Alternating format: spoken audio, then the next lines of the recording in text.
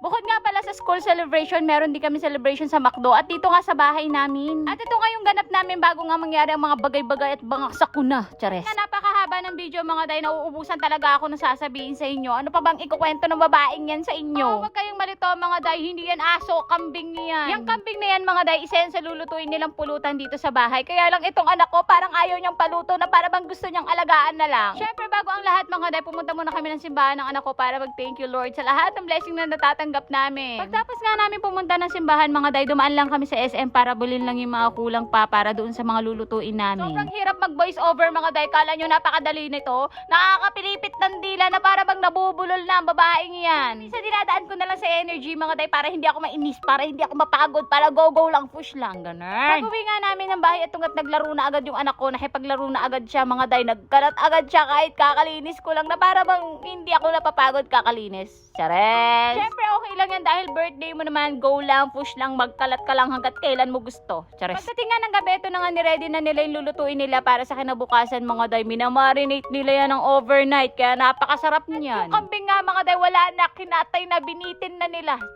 Parang tanga. Lahat nga pala na tumulong sa amin mga day, puro kamag-anak ng asawa ko yan. Puro voice sila. Alam niyo bang nakakatuwa sila mga day dahil lagi silang go for the tulong sila dyan. Dahil sa kanila napagaan nga ang buhay namin mag-asawa na para bang hindi kami masyadong napagod at na-stress. Chares. Kaya laking salamat ko talaga sa kanila mga day dahil talagang maaasahan sila sa mga ganto-gantong bagay. Ito talaga yung kagandahan sa kanila mga day, kahit hindi mo sila tawagin, darating sila para tulungan ka. At dahil mahihain nga ako, hindi ako yung nagbibideo dyan mga day, yung pinsan nga ni Sandro ang nagbibideo dyan dahil kusa niyang kinuha ang cellphone ko, sabi niya i-vlog ko daw to na para bang akala mo totoong vlogger siya. Chares. At syempre tuwang-tuwa naman ng babaeng yan dahil madodocument ko nga yung mga ganap sa birthday ng anak ko. Dahil sa kanya may video ako for today's video. Chares. Dahil nga mahihain ako mga day, hindi ko sila kayang kuhanan ng video dahil aasarin lang ako ng mga yan. Kung hindi ko nga ito i-voice over mga day, maririnig nyo nga yung tawanan nila dyan, yung kwentuhan nila, yung mga pagtanggi nila sa video dahil ayaw nila yan, yung mga video nila. Pero syempre wala na silang no choice dahil in-upload ko na.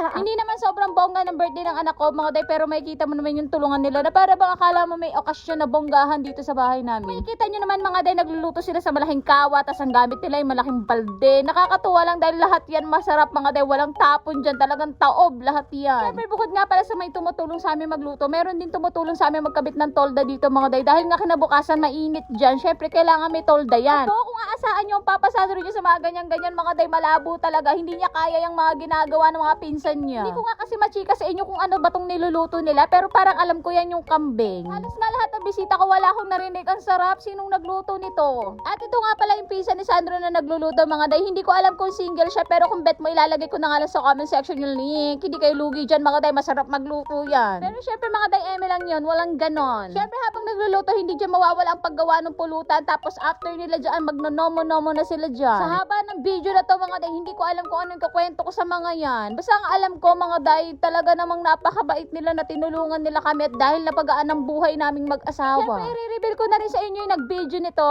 Chares! Yes! Wow! Pakyat yarn. At kahit sariling document ko to, hindi ako nagpa-video sa kanya dahil tingnan na may tsura ng babae niya na para bang hindi siya naligo.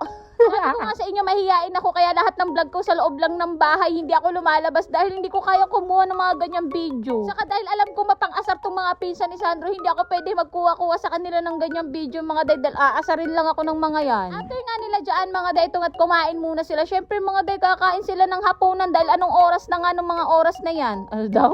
Parang tanga. First time ko nga i-voice over to mga pinsan ni Sandro mga day, talaga namang tawang-tawa ako na para bang nakalimutan nilang naka-video sila.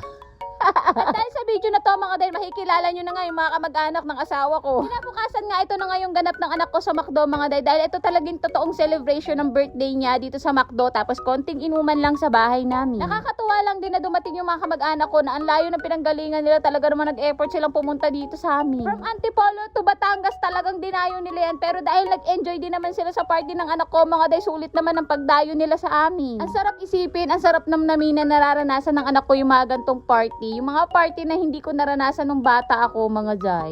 Kaya naman pinaghandaan talaga namin ni Papa Sando to ng bongga mga day para naman matuwa siya. Sa tunay nga hindi niya talaga alam na may party pa siya dahil ang alam niya nag-birthday party na siya doon sa room nila or doon sa school nila. Ang alam niya lang na mga mga moment na yan, pupunta kami ng McDo, kakain kami, mamamasyal kami. Kaya siguro tahimik din siya kasi hindi niya nga expect na may paganyan pa ang mama at papa niya sa kanya. Opening prayer nga mga day, yung pinsan ko ang nag-lead ng prayer, kaya naman itong mga pinsan ko sa kanan natutawan ng tawa na para bang hindi sila sanay na nagpe-pray yung pinsan ko.